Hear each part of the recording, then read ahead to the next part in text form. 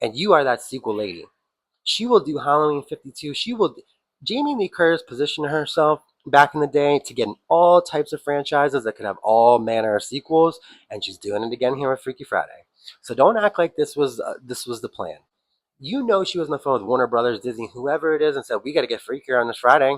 It's time for Freakier. Lindsay looks well enough to work. Get her on set."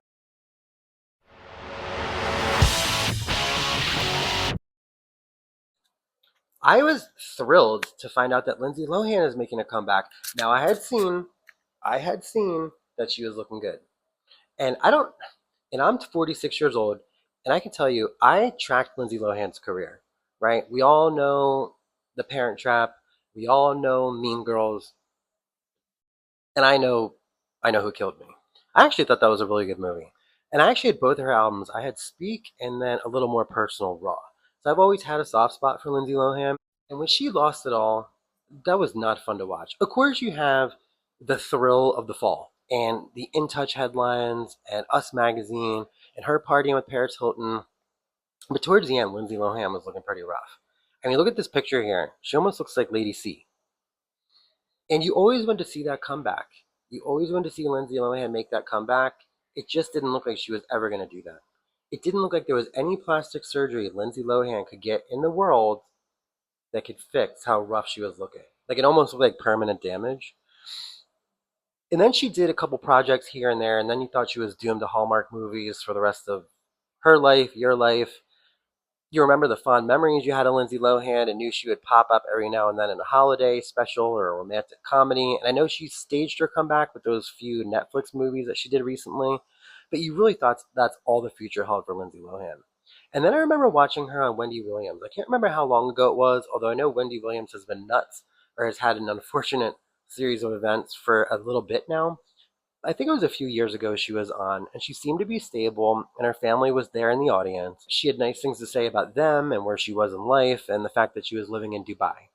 And this was after the Oprah interview. Remember, Lindsay tried to make the comeback where Oprah gave her that pseudo reality show, and then basically pulled Lindsay Lohan in a room and said, "Girl, this ain't working out. You need to get it together." Lindsay waved the white flag, and that was the end of that. And I know Lindsay also had Lindsay Lohan's beach house when she opened that beach house in Mykonos, kind of like a Vanderpump Rules ripoff that never caught traction on MTV. She's had fits and starts along the way.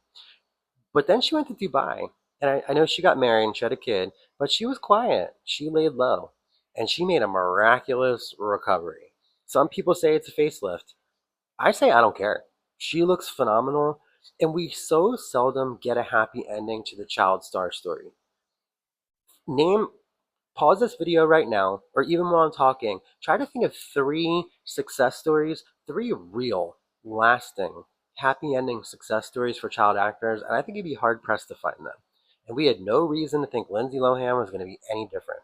So when I saw her pop up on my YouTube, and I got to see her on the Drew Barrymore show, and then I found out when it showed up in my feed a trailer for Freaky Friday, I was thrilled.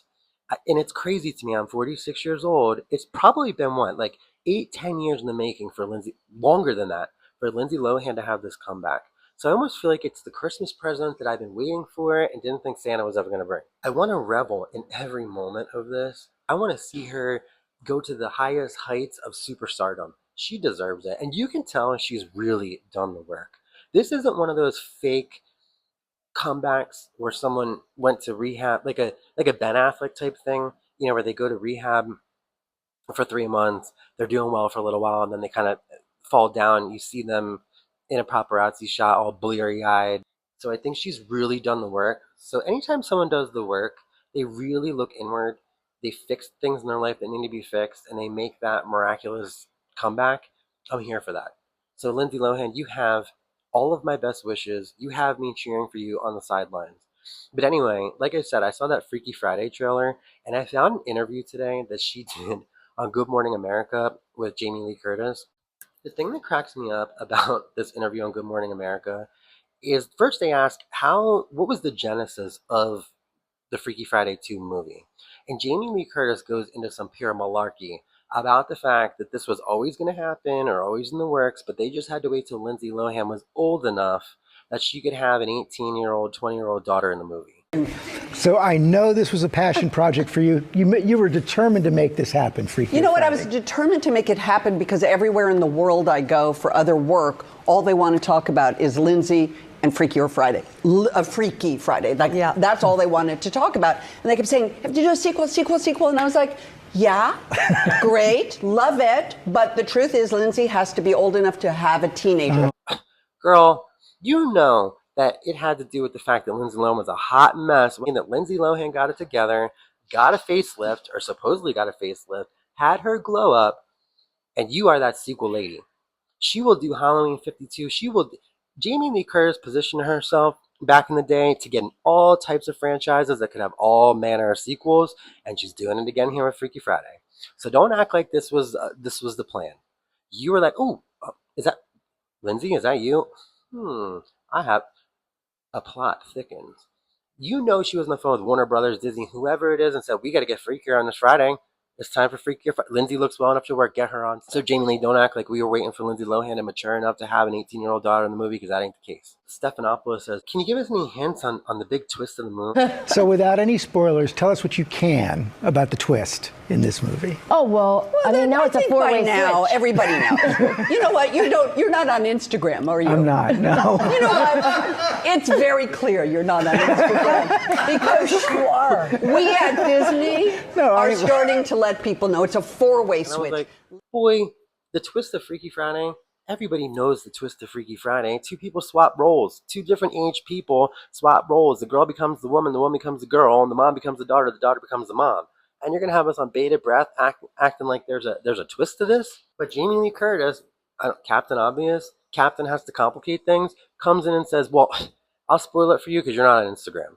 As if Jamie Lee Curtis is an Instagram influencer, or you'd have to be on Instagram to know the plot of Freaky Friday. Anyway, you know what's also distracting about that clip? His teeth. Watch this again. Yep. So Lindsay's daughter's name is Harper, and the young. You know, I'm not trying to hate, because I need me some new teeth, and that's one thing. Teeth are so cost prohibitive in this country. Like, I feel like we should live in a country, if we're gonna have $35 trillion in debt, can we all have beautiful teeth? Honestly. And I know they've been saying that veneers aren't as good as they're supposed to be. Actually, I think I know veneers aren't as good as they're supposed to be, as evidenced by George Stephanopoulos. Here's the thing, and this is what scares me about getting new teeth. I want new teeth, so I have those pearly whites for that smile. But what if they're too good? Like, have you seen that? I've been noticing that more and more on stars. The teeth are almost too good. They're almost too white. They shouldn't be so white that they jump out of your face. They shouldn't be so white that someone stops and thinks about how white they are and how distracting they are. And that's absolutely what's going on with Mr. Stephanopoulos here. Last thing I want to say about this interview is there's a moment when they ask a question and Jamie Lee Curtis is trying to answer it. And Lindsay Lohan keeps coming in, trying to answer it at the same time. I don't think she was trying to answer it for Jamie Lee. I don't think she was trying to upstage Jamie Lee. But Jamie Lee cut her off the knees. Jamie Lee went there. Girl. They're not getting along really well. You know, the soon-to-be sisters. So we see there's something off there. Don't get along very well, and the young girl. And Tess is still micromanaging me as a mother. I am not. She is. She is. I feel the dynamic happening. She so is. Wow, this feels like an intervention. But like, she brought out, this sounds like it's an intervention. Gee, I wonder which co-star she might have that probably went through an intervention. That was her saying, Lindsay, girl, we know the only reason we're here is because you got sober, not because you were old enough to have an 18-year-old daughter, because you got sober. So don't get ahead of me, Missy. That was her reminding Lindsay Lohan that if she wants to have a freakiest Friday, she wants to have a Freaky Friday 3, girl, know your role, sit in your place, stay sober, and let me talk. Anyway, I'm here for it. I'm happy to see Lindsay happy and healthy. And I'm only hoping that we get that third album. I don't even know if she's still signed to Hollywood Records, but I'm here for it. So Britney Spears showed up in my feed again. I'm not on Instagram. And I saw on YouTube that she's back on Instagram acting crazy. Maybe she never stopped being crazy on Instagram. It's just that I don't have Instagram. But check this out and then we'll chat. Pie making contested. I do feel like I'm going to go make a pie, don't I? Alright, so if we're going to make a pie, I would make apple pie, but I would first want to do cheesecake. is love? And does it fall from the sky? Is it underneath a willow tree that I've been dreaming? I have thoughts on this, and I don't know.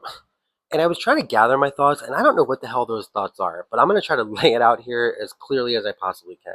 What I can tell you is I'm just tired. I'm tired of seeing Britney Spears this way. I have Britney Spears fatigue. Every time I see her up in her mansion, locked in the bathroom, dancing into the phone like Miss Havisham with the dusty, musty old cake in the corner, I just get sad. And I knew when we had this whole free Britney thing, and I never thought she should have been in a conservatorship. I don't know how we go from the girl needs some psychological help to she can't make any decisions, can't access any of her own money, needs to be told when to sleep, eat, whatever. That was a little bit extreme to me. There had to be a happy medium, but I'm starting to realize with Britney there might not be a happy medium. And I'm starting to wonder, and there's no doubt her family was awful. There's no doubt.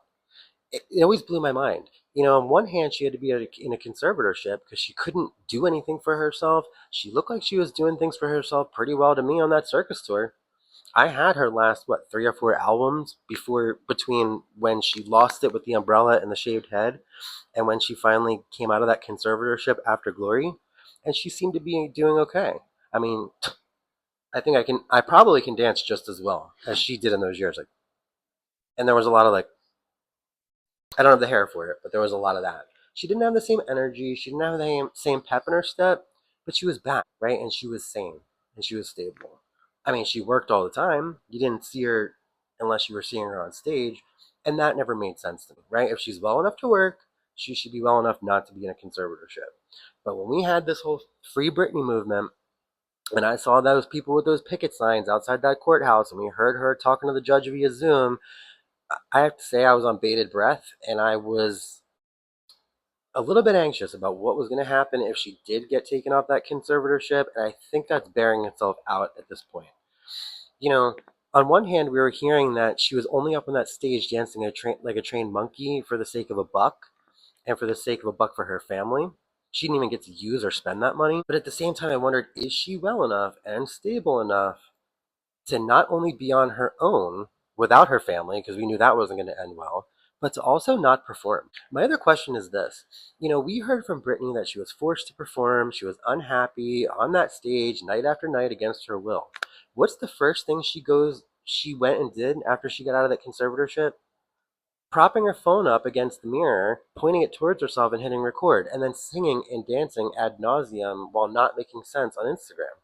If you finally had your freedom, if your prison was pop music, why would you go sing and dance as the first thing you did when liberated? That makes no sense to me. Part of me thinks all she ever knows is being a performer. Talk about Arrested Development. So that's really all she knows how to do. And maybe she didn't realize that's all she knew how to do, and so she's just doing all she knows how to do. I hear some people say, that Britney's finally free. She's just expressing herself.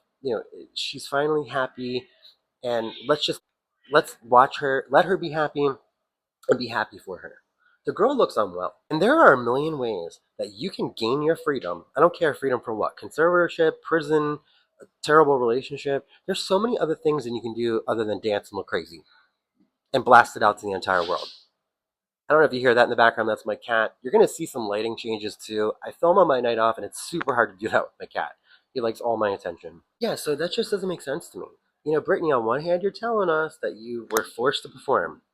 And now that you're not forced to perform, we're forced to have to watch you perform, and perform badly. So I have an ultimatum for Britney Spears, and my ultimatum is this.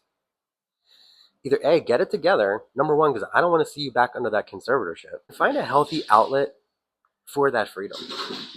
Take a vacation. Get a hobby. A private hobby. A hobby that I don't have to watch. A hobby that looks sane. A hobby where you don't have to wear weird hats and dance to Shakira weirdly. The other consideration is she has 2 boys, and they're teenagers, and their father is Kevin Federline. So they need all the help they can get. Can you imagine your parents, one being Britney Spears dancing crazy into her phone, and the other one Kevin Federline? Talk about not having a chance. But they still have a chance, Britney.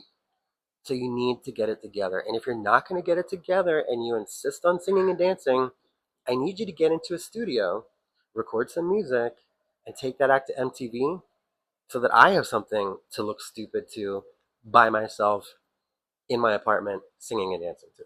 I don't know. That's what I have to say about Britney. I just have Britney Spears fatigue, and Britney Spears probably has Britney Spears fatigue. I love Britney Spears. I just want her to go away. I just want her to be a crazy private person or a sane public person.